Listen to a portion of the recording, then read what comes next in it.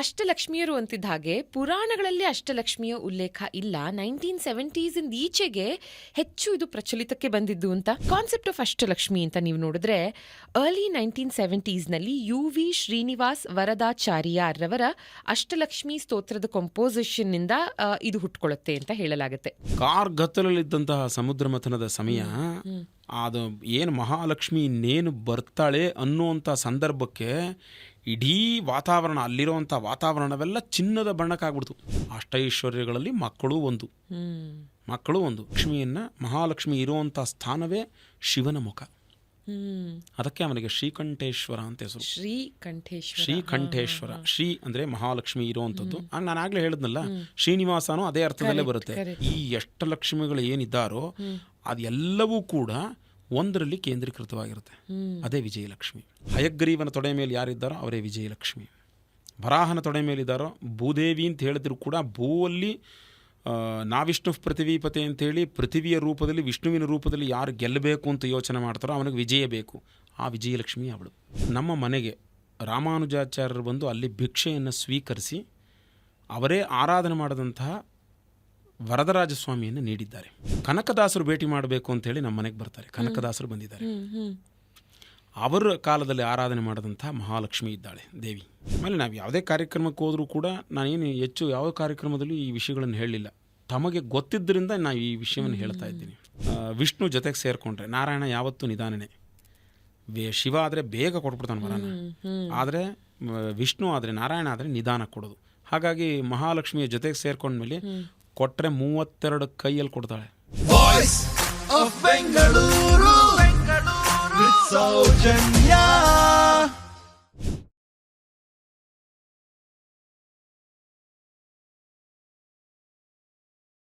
ಲಕ್ಷ್ಮಿಯ ಆರಾಧನೆ ಮಾಡಬೇಕಾದ್ರೆ, ಆಕೆಯ ಪೂಜೆಯನ್ನು ಮಾಡಬೇಕಾದ್ರೆ ಸಾಮಾನ್ಯವಾಗಿ ಅಷ್ಟಲಕ್ಷ್ಮಿಯರ ಪೂಜೆ ಕೇಳಿರ್ತೀವಿ ನಾವು.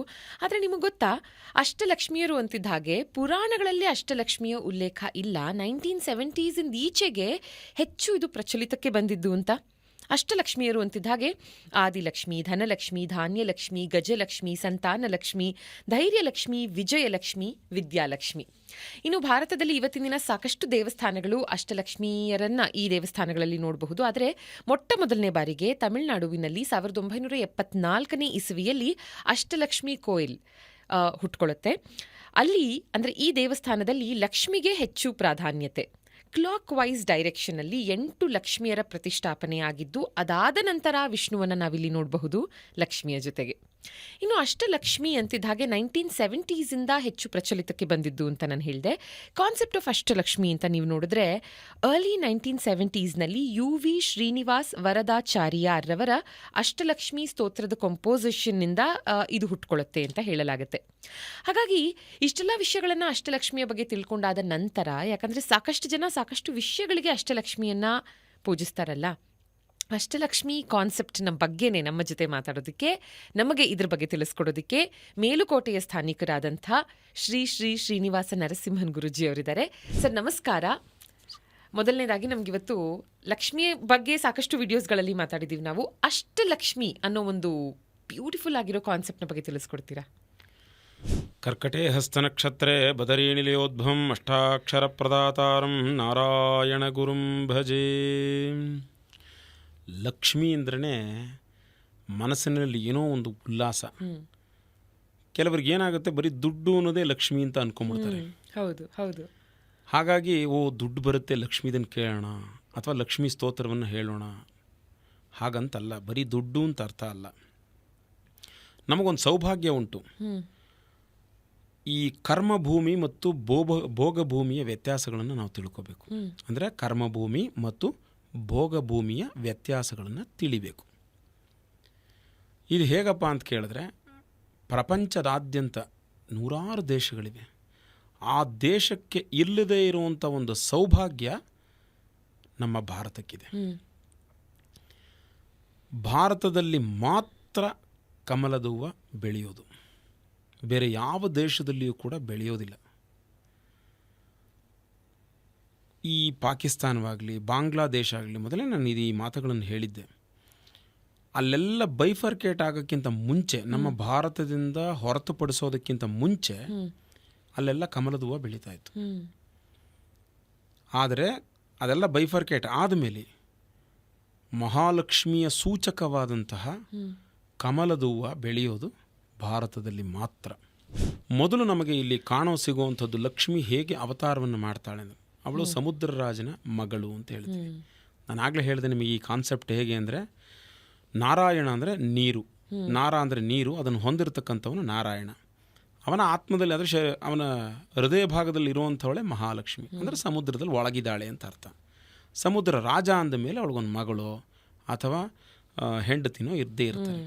ಹಾಗಾಗಿ ಇವಳನ್ನು ಮಗಳ ಸ್ವರೂಪದಲ್ಲಿ ನೋಡಿ. ಯಾಕೆ ಅಂದರೆ ನಾರಾಯಣ ಪೂರ್ತಿ 79% ಇರೋದ್ರಿಂದ ಇನ್ನು ಮಿಕ್ಕಿದ ಭೂಮಿ ಭಾಗನೂ ಇದೆಯಲ್ಲ, ಹಾಗಾಗಿ ಅದರ ಪರ್ಸೆಂಟೇಜನ್ನು ಲೆಕ್ಕಾಚಾರ ಹಾಕ್ಕೊಂಡ್ರೆ ಅವನು ಅಳಿಯನಾಗ್ತಾನೆ.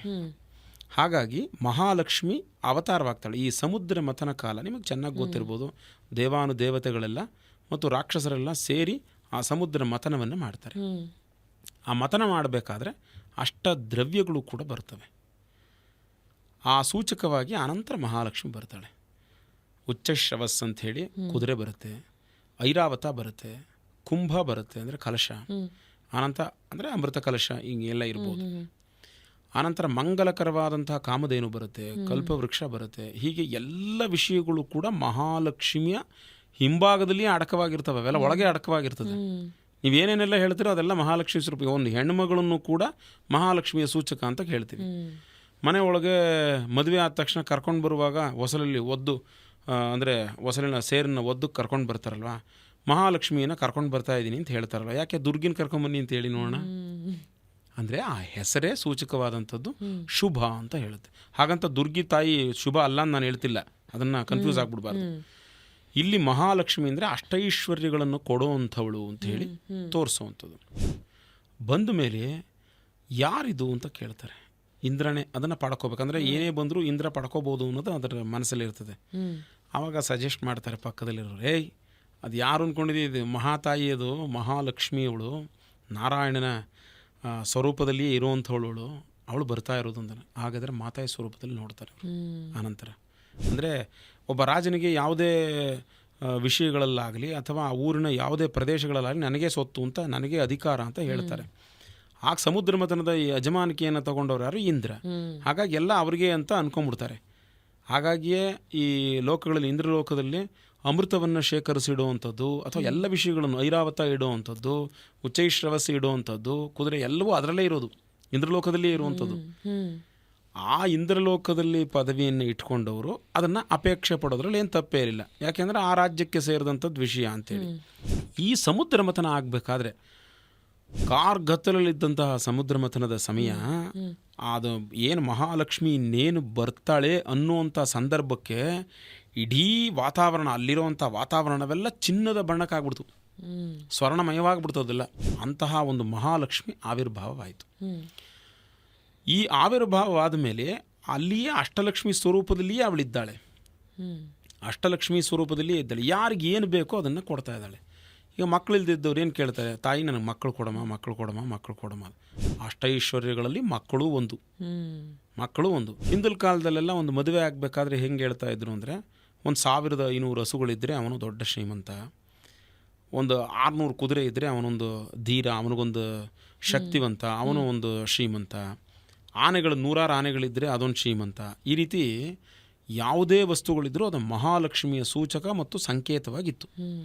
ಹಾಗಾಗಿಯೇ ಈ ಅಷ್ಟಲಕ್ಷ್ಮಿ ಸ್ವರೂಪವು ಆಗಿಯೇ ಆವಿರ್ಭಾವ ಆಯಿತು. ಮಹಾಲಕ್ಷ್ಮಿ ಬರೋದಕ್ಕೆ ಮೊದಲಿಯೇ ಒಂದು 8 ವಸ್ತುಗಳು ಬಂತು ಅಂತ ನಾನು ಹೇಳಿದೆ ನಿಮಗೆ. ಆ 8 ವಸ್ತುಗಳಿಗೆ ಒಂದೊಂದು ವಿಷಯವನ್ನು, ಈಗ ಅಮೃತ ಬಂತು ಅಂತ ತಿಳ್ಕೊಳ್ಳಿ, ಅಮೃತ ದೀರ್ಘಾಯುತ್ವವನ್ನು ಕೊಡುವಂಥದ್ದು, ಅದನ್ನೇ ಮಹಾಲಕ್ಷ್ಮಿ ಕೊಡ್ತಾಳೆ. ಮನುಷ್ಯನಿಗೆ ಹಣಕಾಸಿದ್ರೆ ಎಷ್ಟೋ ಸಮಸ್ಯೆಗಳು ಮುಕ್ತಾಯ ಆಗೋಗುತ್ತೆ, ಎಷ್ಟೋ ಸಮಸ್ಯೆಗಳು. ಹಾಗಾಗಿಯೇ ನನಗೆ ಐಶ್ವರ್ಯಪ್ರದವಾದಂಥ ಐಶ್ವರ್ಯ ಲಕ್ಷ್ಮಿ ಪೂಜೆಯನ್ನು ಮಾಡು ಅಂತಾರೆ. ಸಂತಾನವನ್ನು ಇಲ್ಲದೇ ಇದ್ದವರು ಸಂತಾನ ಲಕ್ಷ್ಮಿಯನ್ನು ಪೂಜೆ ಮಾಡು ಅಂತ ಹೇಳ್ತಾರೆ. ವಿಜಯಕ್ಕಾಗಿ, ಅಂದರೆ ಎಲ್ಲಿ ಯುದ್ಧಗಳು ನಡೀತಾ ಇತ್ತೋ ನನ್ನ ರಾಜ್ಯಕ್ಕೆ ವಿಜಯ ಲಕ್ಷ್ಮಿ ಒಲಿಬೇಕು ಅನ್ನೋ ಒಂದು ಕಾರಣಕ್ಕಾಗಿ ವಿಜಯಲಕ್ಷ್ಮಿಯನ್ನು ಪ್ರಾರ್ಥನೆ ಮಾಡ್ತಾಯಿದ್ರು. ಹಾಗೆಯೇ ಈ ಎಲ್ಲ ರೂಪಗಳು ಕೂಡ ಒಂದೊಂದಲ್ಲ ಒಂದೊಂದು ವಿಷಯವನ್ನು ಕೊಡೋದಕ್ಕಾಗಿಯೇ ರೂಪಗಳನ್ನು ತಾಳಿದ್ದು. ಆಹಾರಕ್ಕೆ ಧಾನ್ಯಲಕ್ಷ್ಮಿ, ಆಹಾರಕ್ಕೆ. ಈಗ ರೈತಾಪಿ ಜನಗಳಿಗೆಲ್ಲ ಯಾರು ಮಹಾಲಕ್ಷ್ಮಿ ಅಂತ ಕೇಳಿದ್ರೆ ಭೂತಾಯಿಯೇ ಮಹಾಲಕ್ಷ್ಮಿ. ಆ ರೀತಿಯಾದಂಥ ಪರಿಕಲ್ಪನೆಯಲ್ಲೇ ಮತ್ತು ಆ ಅವತಾರವಾದಂಥ ಸಂದರ್ಭದಲ್ಲಿ ಭಗವತಿ ಎಲ್ಲವನ್ನೂ ಕೊಡೋದಕ್ಕೆ ಶಕ್ತಳಾದಂಥವಳನ್ನು ಮಹಾಲಕ್ಷ್ಮಿ ಅಂತ ಹೇಳ್ತೀವಿ. ಆ ಮಹಾಲಕ್ಷ್ಮಿಯನ್ನು ಭಾರತದಲ್ಲಿ ಪ್ರತಿ ದಿವಸ ಆರಾಧನೆಯನ್ನು ಮಾಡಬೇಕು. ಆರಾಧನೆ ಮಾಡೋಕ್ಕಾಗಲಿಲ್ಲ ಅಂತ ಕೇಳಿದ್ರೆ ಒಂದು ದಿವಸನಾದರೂ, ವರ್ಷಕ್ಕೊಂದು ದಿವಸನಾದರೂ ಮಾಡಬೇಕು. ಆದರೆ ಈಗ ತಿಂಗಳಲ್ಲಿ ಒಂದು ದಿವಸ ಮಾಡಲೇಬೇಕು ಕಡ್ಡಾಯವಾಗಿ. ಯಾಕೆ ಅಂತ ಕೇಳಿದ್ರೆ ಎಲ್ಲರೂ ಬಡಸ್ತನದಲ್ಲೇ ಇದ್ದಾರೆ. ಬಡಸ್ತನ ಅಂದರೆ ಎಲ್ಲ ಥರದಲ್ಲೂ ಬಡಸ್ತನ. ಸಂತಾನದಲ್ಲಿಯೂ ಬಡಸ್ತನವಿದೆ, ಐಶ್ವರ್ಯದಲ್ಲಿಯೂ ಬಡಸ್ತನವಿದೆ, ಆಹಾರದಲ್ಲಿಯೂ ಬಡಸ್ತನವಿದೆ. ಆಹಾರದಲ್ಲಿ ಬಡಸ್ತನ ಇಲ್ವಲ್ಲ ಸ್ವಾಮಿ, ಮೂಟುಗಟ್ಟಲೆ ಇದೆಯಲ್ಲ ಅಂತ ಕೇಳಿದ್ರೆ ಎಲ್ಲ ಫೆಸ್ಟಿಫೈಡ್ಸ್ ಗೊಬ್ಬರದಲ್ಲಿ ತಿಂದಿರುವಂಥವ್ರದ್ದು. ಆದರೆ ಶುದ್ಧ ಆಹಾರ ಬೇಕು ಅಂದರೆ ಮಹಾಲಕ್ಷ್ಮಿಯ ಕೃಪೆ ಇರಬೇಕು. ಹಾಗಾಗಿಯೇ ಅಂತಹ ಲಕ್ಷ್ಮಿಯನ್ನು ಆರಾಧನೆ ಮಾಡಲೇಬೇಕು. ಈಶಾನ್ಯ ದಿಕ್ಕಿನಲ್ಲಿ ಇರುವಂತಹ ಮಹಾಲಕ್ಷ್ಮಿಯ ಒಂದು ಕೃಪೆ ನಮ್ಮೆಲ್ಲರಿಗೂ ಬಿತ್ತು ಅಂದರೆ ಅದೆಲ್ಲ ಸಮಸ್ಯೆಗಳನ್ನು ನಾಶ ಮಾಡುತ್ತೆ ಅಂತ ಹೇಳುತ್ತೆ. ಅದೇ ರೀತಿ ಮನೆಯ ಹೊಸಲಿನ ಮೇಲ್ಗಡೆ ಅಂದರೆ ತೊಲೆ ಭಾಗದಲ್ಲಿ ಅಂತ ಏನು ಹೇಳ್ತೀವಿ, ಮನೆಯ ಮೇಲ್ಭಾಗದಲ್ಲಿ, ಹೊಸಲಿನ ಮೇಲ್ಭಾಗದಲ್ಲಿ ಅಲ್ಲಿ ಮಹಾಲಕ್ಷ್ಮಿಯನ್ನು ಹಾಕುವಂಥದ್ದು ಅಭ್ಯಾಸ ಇದೆ. ಅದೇ ರೀತಿ ಅರಮನೆಗಳಲ್ಲಿ ಹಾಕುವಂಥದ್ದು, ದೇವಾಲಯಗಳಲ್ಲಿ ಹಾಕುವಂಥದ್ದು ಗಜಲಕ್ಷ್ಮಿಯನ್ನು ಮಾಡ್ತಾರೆ. ಗಜ ಅಂದ ಸಂಕೇತವೇ ಮಹಾಲಕ್ಷ್ಮಿಯ ರೂಪ ಅದು. ಅದಕ್ಕೆ ದೂರ್ವಾಸ ಮುನಿಗಳ ಕಥೆಯನ್ನು ನೀವು ಕೂಡ ಚೆನ್ನಾಗಿ ತಗೋಬೋದು. ಇಂದ್ರ ಮೇಲೆ ಕೂತಿರ್ತಾನೆ ಆನೆ ಮೇಲೆ, ಐರಾವತದ ಮೇಲೆ, ಮಹಾಲಕ್ಷ್ಮಿಯ ಪ್ರಸಾದವನ್ನು ತೆಗೆದು ಕೊಡ್ತಾನೆ. ಅವನ ಆನೆ ಸೊಂಡ್ಲಕ್ಕೆ ಕೊಟ್ಟು ಕೆಳಗೆ ತುಳಿಸ್ಬಿಟ್ಟು ಆನಂತರ ಆ ಶಕ್ತಿಯನ್ನು ನಾಶ ಮಾಡ್ಕೊಳ್ತಾನೆ. ಯಾರು? ಇಂದ್ರ. ಆ ನಂತರ ಅವನು ಪ್ರಾರ್ಥನೆಯನ್ನು ಮಾಡಿ ಮತ್ತೆ ಮಹಾಲಕ್ಷ್ಮಿಯನ್ನು ಬೇಡಿಕೊಂಡು ಅವನು ಅಷ್ಟೈಶ್ವರ್ಯಗಳನ್ನು ಪಡ್ಕೊಂಡು ಅಧಿಕಾರವನ್ನು ಪಡ್ಕೊಳ್ತಾನೆ. ಹಾಗಾಗಿ ಆ ಲಕ್ಷ್ಮಿಯನ್ನು ವಿಶೇಷವಾಗಿ ಚಿಂತನೆಯನ್ನು ಮಾಡ್ಕೋಬೋದು. ಮತ್ತೂ ಒಂದು ವಿಶೇಷ ಅಂತ ಹೇಳಿದ್ರೆ, ಈ ರಥಸಪ್ತಮಿಯ ದಿವಸ ಸೂರ್ಯಮಂಡಲದಲ್ಲಿ ಸೂರ್ಯನಾರಾಯಣ, ನಾರಾಯಣ, ಶಿವ ಮತ್ತು ಮಹಾಲಕ್ಷ್ಮಿ ಇವರಿಷ್ಟು ಜನ ಇರ್ತಾರೆ. ಅದು ಚೈತನ್ಯದಾಯಕವಾದಂಥದ್ದು. ಎಲ್ಲ ದೇವಾಲಯಗಳ ಮೂರ್ತಿಗಳನ್ನು ಹೊರಗಡೆ ತಂದು ಸೂರ್ಯಕಿರಣವನ್ನು ಬೀಳಿಸ್ಕೊಂಡು ಅನಂತರ ತೊಗೊಂಡು ಹೋಗಿ ಒಳಗಡೆ ಮೂಲ ಮೂರ್ತಿ ಹತ್ರ ಸಂಪರ್ಕವನ್ನು ಮಾಡಿಸ್ತಾರೆ. ಹಾಗಾಗಿ ಅದೊಂದು ವಿಶೇಷ. ಅದು ಎರಡನೇದು, ಈಗ ನಂಜನಗೂಡಿನ ವಿಶೇಷ ಅಂತ ಹೇಳ್ತಾ ಹೋಗ್ತಾ ಇದ್ವಿ. ಈ ನಂಜನಗೂಡಿನ ವಿಶೇಷ ಶ್ರೀಕಂಠೇಶ್ವರ ಅಂತ ಹೇಳಿ ಒಂದು ಹೆಸರು, ನಂಜುಂಡೇಶ್ವರ ಅಂತ ಒಂದು ಹೆಸರು. ಇಂದ್ರ ತನ್ನ ಐಶ್ವರ್ಯವು ನಶಿಸಿ ಹೋದಾಗ, ಮಹಾಭಾರತದಲ್ಲಿರುವಂಥ ಕಥೆ ಇದು. ಈ ಐಶ್ವರ್ಯವನ್ನು ನಶಿಸ್ಕೊಂಡಾಗ ಶ್ರೀಕಂಠೇಶ್ವರ ಅಂದರೆ ಶಿವನಲ್ಲಿರತಕ್ಕಂತಹ ಮಹಾಲಕ್ಷ್ಮಿಯನ್ನು, ಅಂದರೆ ತಂಗಿಯನ್ನು ತಲೆ ಮೇಲೆ ಕೂರಿಸ್ಕೋತಾರೆ ಅಂತ ಗೊತ್ತಿರುತ್ತೆ ನಿಮಗೆಲ್ಲ, ಕೇಳಿರ್ಬೋದು. ನನ್ನ ತಂಗಿನ ತಲೆ ಮೇಲೆ ಕೂರಿಸ್ಕೊಂಡಿದ್ದೀನಿ ನಾನು, ಏನು ಅನ್ಕೊಂಡ್ಬಿಟ್ಟಿದ್ಯಾ ನೀನು ಅಂತಾರಲ್ಲ, ಆ ರೀತಿ ಮಹಾಲಕ್ಷ್ಮಿ ಇರುವಂಥ ಸ್ಥಾನವೇ ಶಿವನ ಮುಖ. ಅದಕ್ಕೆ ಅವನಿಗೆ ಶ್ರೀಕಂಠೇಶ್ವರ ಅಂತ ಹೆಸರು. ಶ್ರೀಕಂಠೇಶ್ವರ. ಶ್ರೀ ಅಂದರೆ ಮಹಾಲಕ್ಷ್ಮಿ ಇರುವಂಥದ್ದು. ನಾನು ಆಗಲೇ ಹೇಳಿದ್ನಲ್ಲ, ಶ್ರೀನಿವಾಸನೂ ಅದೇ ಅರ್ಥದಲ್ಲೇ ಬರುತ್ತೆ. ಶ್ರೀ ಅಂದರೆ ಮಹಾಲಕ್ಷ್ಮಿ, ಶ್ರೀ ಅಂದರೆ ಇಲ್ಲೂ ಕೂಡ ಮಹಾಲಕ್ಷ್ಮಿ. ಅದನ್ನು ಕಂಠದಲ್ಲಿ ಇಟ್ಕೊಂಡ್ರೆ ಕಂಠೇಶ್ವರ, ಮನೆಯಲ್ಲಿ ಇಟ್ಕೊಂಡ್ರೆ ನಿವಾಸ, ಶ್ರೀನಿವಾಸ. ಈ ರೀತಿ ಆ ಎರಡರಲ್ಲೂ ಕೂಡ ಆ ರೀತಿಯಾದಂಥ ಅದನ್ನು ಅಪಹರಿಸಕ್ಕೆ ಹೋಗ್ತಾನೆ. ಯಾರು? ಇಂದ್ರ. ಆವಾಗ ಹೇಳ್ತಾರೆ, ಯಾರಪ್ಪ ನೀನು ಅಂದ್ಕೊಂಡಿದ್ದೆ, ನೀನು ಅವನು ಸಾಕ್ಷಾತ್ ಭಗವಂತ ಕಣಯ್ಯ, ಅವನ ಹತ್ರ ಹೋಗಿ ನೀನು ಈ ಶ್ರೀನ ನೀನು ಕಳ್ಳತನ ಮಾಡೋಕ್ಕೆ ಹೋಗ್ತಾ ಇದೆಯಲ್ಲ, ನಿನಗೇನು ಬುದ್ಧಿ ಇದೆಯಾ ನಿನಗೆ? ಅವನೇ ಬೇಡು, ಅವನು ಕೊಡ್ತಾನೆ ಅಂತೇಳಿ. ಆನಂತರ ಆ ಮಹಾಲಕ್ಷ್ಮಿಯನ್ನು ಸಾಂತ್ವನ ಮಾಡಿ ಅದನ್ನು ಕುಪಿತರಾದಂತಹ ಶಿವನನ್ನು ತಣ್ಣಗೆ ಮಾಡಿ ಅವರಿಗೆ ಆಶೀರ್ವಾದವನ್ನು ಮಾಡಿ ಅವನಿಗೆ ಅವತ್ತಿಂದ ಶ್ರೀಕಂಠೇಶ್ವರ ಅಂತ. ಅಲ್ಲಿ ತನಕ ಗೊತ್ತಿರಲಿಲ್ಲ ಈ ಮುಖದಲ್ಲಿ ಶ್ರೀ ಇದ್ದಾಳೆ ಅಂತ ಗೊತ್ತಿರಲಿಲ್ಲ. ಅಂದರೆ ಶಿವನ ಮುಖದಲ್ಲಿ ಬರೀ ತೇಜಸ್ಸಿರುತ್ತೆ ಅಂತ ಅನ್ಕೊಂಡ್ಬಿಟ್ರು. ಆದರೆ ಆ ತೇಜಸ್ಸೇ ಮಹಾಲಕ್ಷ್ಮಿ ಅನ್ನೋದು ಅಲ್ಲಿ ಅರ್ಥವಾಯಿತು. ಅದಕ್ಕೋಸ್ಕರ ಅವರಿಗೆ ಶ್ರೀಕಂಠೇಶ್ವರ. ಇನ್ನು ಕೋಲಾಹಲವಾದಾಗ, ಸಮುದ್ರ ಮಥನವಾದಾಗ ಅಲ್ಲಿಂದ ಬಂದ ವಿಷವನ್ನು ಪ್ರಾಶನ ಮಾಡಿದ್ರಿಂದ, ಮತ್ತು ಇನ್ನೂ ಒಂದು ಕಾರಣ ಅದು, ಆ ಪ್ರಾಶನ ಮಾಡಿದ್ರಿಂದ ನಂಜನ್ನು ಉಂಡದ್ರಿಂದ ಅವನಿಗೆ ನಂಜುಂಡೇಶ್ವರ ಅಂತೇಳಿ ಅದನ್ನು ಪಾರ್ವತಿ ಕ್ಲೀನಾಗಿ ಹಿಡಿತಾಳೆ. ಆನಂತರ ಮುಖದಲ್ಲಿ ಏನು ಈ ಕಾಂತಿ, ವಿಷದ ಕಾಂತಿ ಬಂದ್ಬಿಡುತ್ತೋ, ಆ ವಿಷದ ಕಾಂತಿಯಲ್ಲಿ ಹೋಗಲಾಡಿಸಿ ಶ್ರೀ ಅಲ್ಲಿಗೆ ಪ್ರಾಪ್ತವಾದದ್ದು. ಅದಕ್ಕೆ ಅವನಿಗೆ ಶ್ರೀಕಂಠೇಶ್ವರ ಅಂತ. ಶ್ರೀಕಂಠೇಶ್ವರ, ನಂಜುಂಡೇಶ್ವರ ಈ ಎರಡೂ ಹೆಸರುಗಳು ಬಂತು. ಇನ್ನು ಮಹಾಲಕ್ಷ್ಮಿಯನ್ನು ಆರಾಧನೆ ಮಾಡಲೇಬೇಕು. ಪ್ರತಿ ಯಾರ ಮನೆಯಲ್ಲಿ ದಾರಿದ್ರ್ಯವಿರ್ತದೋ, ದಾರಿದ್ರ್ಯ ಅಂದರೆ ಬರೀ ದುಡ್ಡಿಗೆ ಮಾತ್ರ ಅಂತ ಅಂದ್ಕೊಂಡ್ಬಿಡ್ಬೇಡಿ. ದುಡ್ಡು ಇತ್ತೀಚೆಗೆ ಬಂದದ್ದು. ಅದಕ್ಕಿಂತ ಮುಂಚೆ ಪದಾರ್ಥಗಳ ವಿನಿಮಯ ಇತ್ತು ಭಾರತದಲ್ಲಿ. ಅಂದರೆ ನಾವು ನಿಮಗೆ ಅಕ್ಕಿ ಕೊಟ್ಟರೆ ನೀವೇನಾದರೂ ನಮಗೆ ಸಹಾಯ ಮಾಡೋದು, ಆ ಥರದ್ದಿತ್ತು ವಿನಿಮಯ. ಈ ಎಷ್ಟು ಲಕ್ಷ್ಮಿಗಳು ಏನಿದ್ದಾರೋ ಅದೆಲ್ಲವೂ ಕೂಡ ಒಂದರಲ್ಲಿ ಕೇಂದ್ರೀಕೃತವಾಗಿರುತ್ತೆ. ಅದೇ ವಿಜಯಲಕ್ಷ್ಮಿ. ನೀವೆಲ್ಲವನ್ನು ಪಡೆದಿರ್ತೀರಲ್ವಪ್ಪ, ಪಡೆದ ಮೇಲೆ ಹೀಗೀಗ ಹೋಗಬೇಕು ಅನ್ನೋದು ಗೊತ್ತಾಗಲ್ಲ ನಮಗೆ. ಆ ಹೀಗೀಗ ಹೋಗಬೇಕು ಸರಿಯಾದ ಮಾರ್ಗವನ್ನು ಕೊಡೋದೇ ವಿಜಯಲಕ್ಷ್ಮಿ. ಆ ವಿಜಯಲಕ್ಷ್ಮಿಯನ್ನು ಆರಾಧನೆ ಮಾಡಿದ್ರೆ ಬಹುತೇಕ ಎಲ್ಲರೂ ಕೀರ್ತಿವಂತರಾಗ್ತಾರೆ, ಎಲ್ಲರೂ ತೇಜಸ್ವಿವಂತರಾಗ್ತಾರೆ, ಎಲ್ಲರೂ ಹಣಕಾಸನ್ನು ಪಡಿತಾರೆ, ಎಲ್ಲರೂ ಸಂತಾನವನ್ನು ಪಡಿತಾರೆ.